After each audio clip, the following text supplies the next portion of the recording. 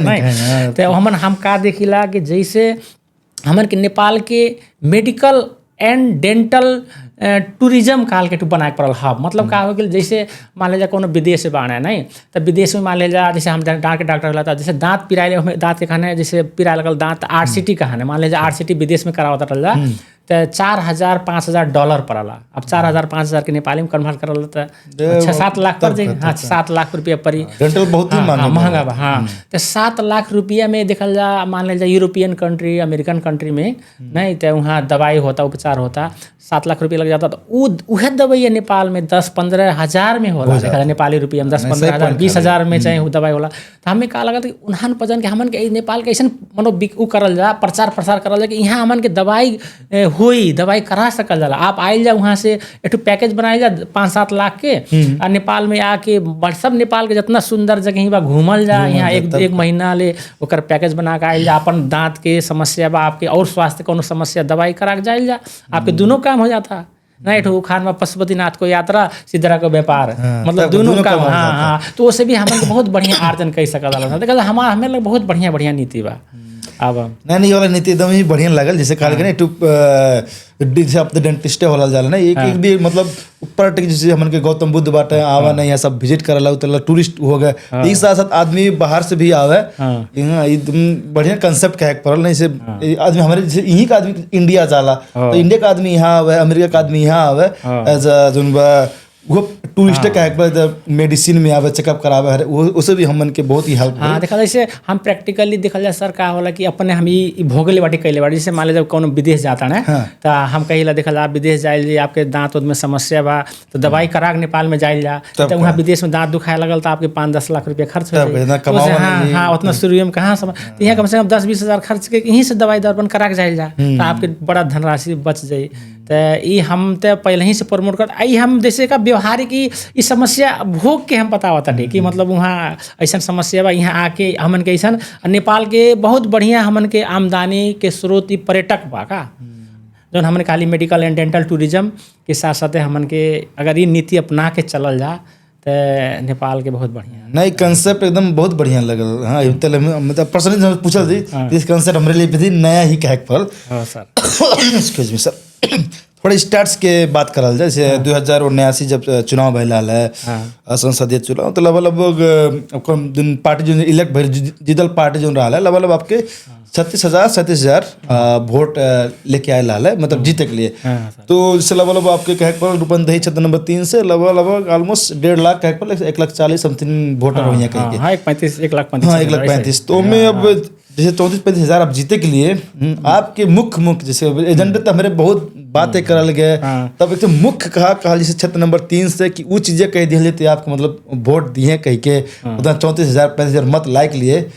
फिर से एक एजेंडा जो बतावल जाए चाहल जाए तो मुख्य बहुत सर एकदम बहुत, लेकिन हमें एजेंडा के बारे में आप जो बोले के मौका देता रहा, हमें बहुत बढ़िया लगा था सर आपसे बात कह के।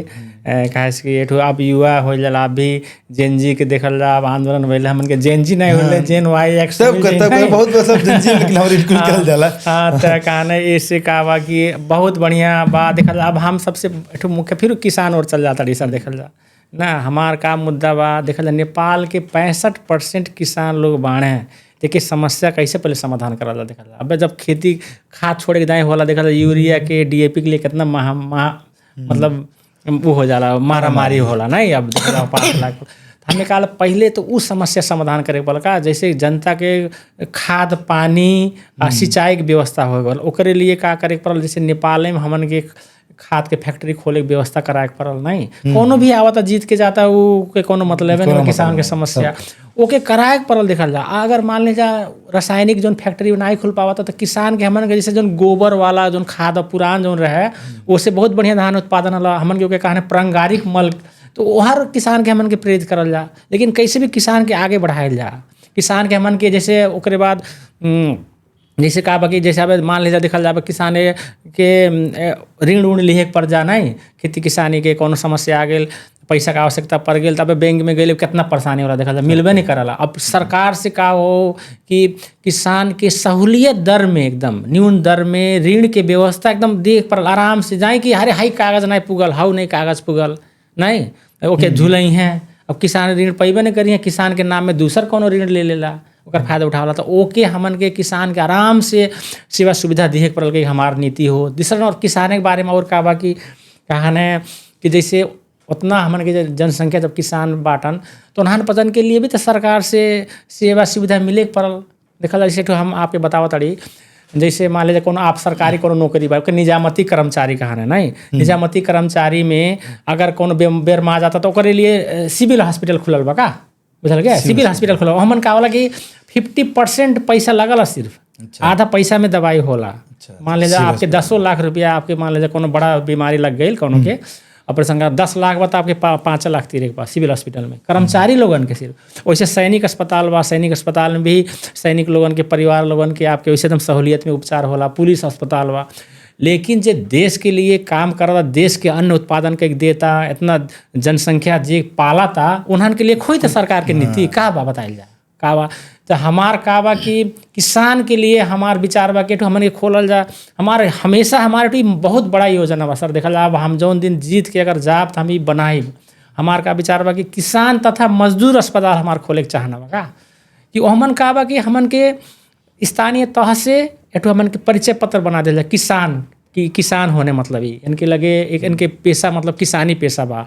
तो ओके किसानी जे मजदूरी करता ओके किसान तथा मजदूर अस्पताल में हमन के सहूलियत दर में 50% में उनके पूरा उपचार हो का हमन, बुझल के नहीं बुझल के। जैसे कोनो भी बड़ा बड़ा रोग लग जा ओकर दवाई हो, हमन उन्हन पतन के सेवा सुविधा उनके परिवार के मिले। तो ऐसे वाला कि हमने किसान के लिए भी कुछ हमन के ठो वो बहुत ज़्यादा कैले बाने, थोड़ से सरकार ओर से भी ठो पहल रही कि हमार ऊट चाहना हो। अगर हम में मौका मिला तो हम सबसे शुरू भी यह करे वाला होला सर।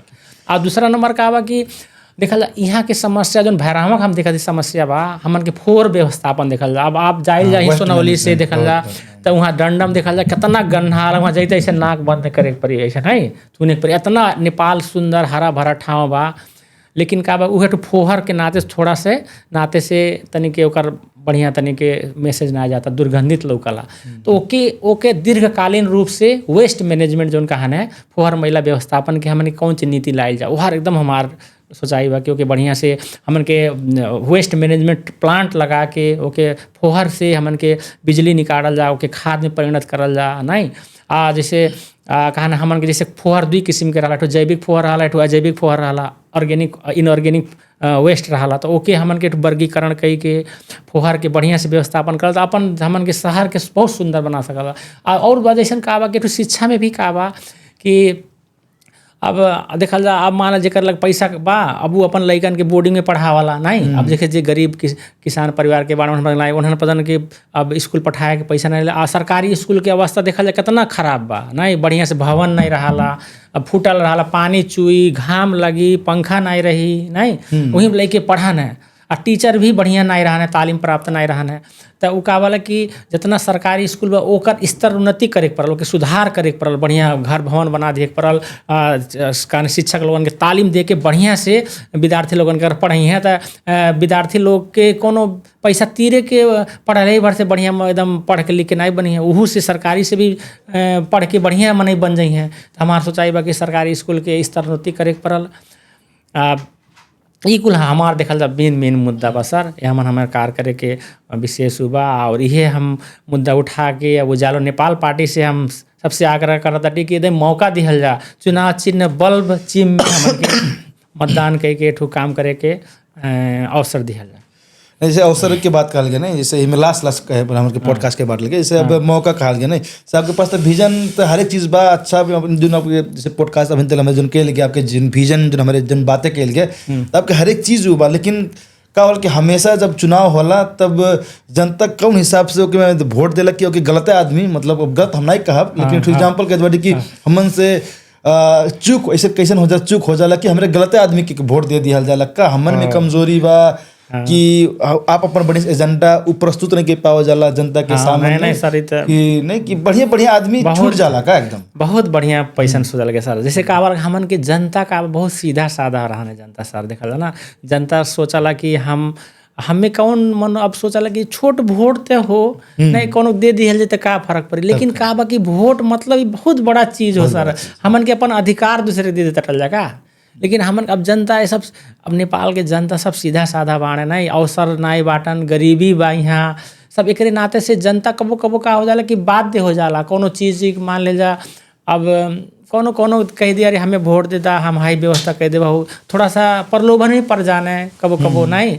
लेकिन हम का कहा ताटी कि देखल जा वो वोट कहल के आपके बहुत बड़ा शक्ति हो सर, देखल जा आप एठू मनो हथकड़ी हो, जैसे मनो जैसे हमन के अभी गाँव भर में भाषा कहना है, एठू एकदम बड़ा एठू शक्ति बा। एक एक कोनो कैसे न दे दिहल जा कि अपन आप अपन मान लीजिए संपत्ति कहल जा, ये संपत्ति वोट काल के बहुत बड़ा संपत्ति दूसरे के दे दिया तो ओके आप गलत फायदा उठा लेगा। तो एक एकदम सोच विचार कई के बढ़िया मने दिहल जा जे कि ओकर वैल्यू महत्व बूझे का वोट के, कि हमें वोट दिले बाड़े, हमें एक लिए इनके समस्या हमें जैसे काम करे पड़ल। तो वो अगर वो हर सोच के अगर हमारे वोट दिहल जाई तो बहुत बढ़िया नेतृत्व आई सर का, बहुत बढ़िया काम करे वाले मन यही हैं और जनता के लिए काम करी हैं। अगर हमन के नहीं सोच विचार कही कि अब कहा जाए अच्छा ठीक बा वोट हो का दे दिया जाए और दे दिया फिर बाद में सोचल जाए, तो ऐसा ना करल। हम बहुत आग्रह अभी हाथ जोड़ के हम जनता से देखल जा आपके यह आग्रह कर दटी कि अपन अमूल्य वोट सोच विचार के दिहल जा, जे बढ़िया काम करता, जेकरे पास विजन बा, जेकरे पास ईमानदारिता बा, जेकरे पास क्षमता बा, ओके दिहल जा वोट, ओके वोट के जिताइल जा। वो आपके लिए काम करी, आपके आए वाला पीढ़ी के लिए बढ़िया हुई सर, हमारी है सच्चाई बात। ऑलराइट, सो आगामी जन चुनाव के फागुन 21 के बा ओकर लिए बेस्ट ऑफ लक बा सर। हमन के स्टूडियो में आवल गेल ओकर लिए बहुत बहुत धन्यवाद। आगामी चुनाव के लिए बेस्ट ऑफ लक। धन्यवाद सर, धन्यवाद रजनीकांत सर और आपके संपूर्ण न्यूज़ मीडिया टीम के जो हमें आज मौका दिया गया, आप लोग अपन हमारे धारणा रखे के हम आप लोगन के एकदम हृदय से धन्यवाद देता टी।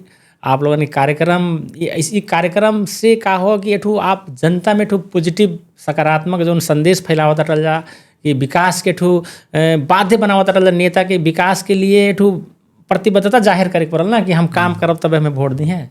तो बहुत बढ़िया काम हो, करे लिए आपके लोगन के हम धन्यवाद देत हम विदाता। धन्यवाद। जय उजालो।